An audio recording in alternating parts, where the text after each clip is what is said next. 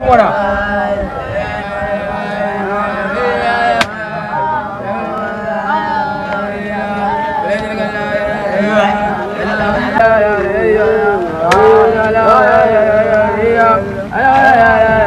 ya isa.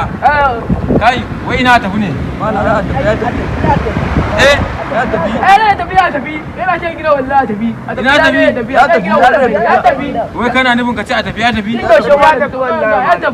Ai ya ce ya daina zuwa. Ya aborance ma. Kai dan dogo tashi dan dogo tashi kato tashi. Kai ma tashi zagwali. Kai babban su taso ku zo. A je a kawo mun a tafi. Ai maza a kawo mun a tafi. Ai da mutum da a tafi wallahi ya hauka ce dan muda hannu. Ka sanin ya hauka. A gane diga a tafi. Kun gan shi.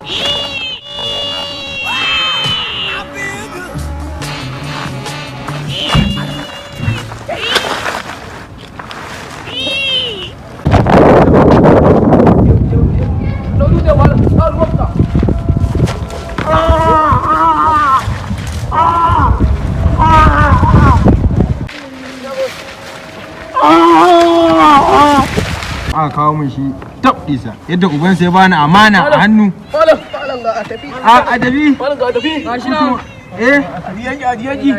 Aje shi. Kai a tafi. A tafi me wannan?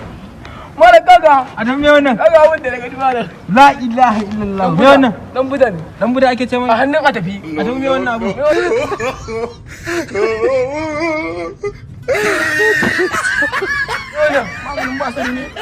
Maganin basu.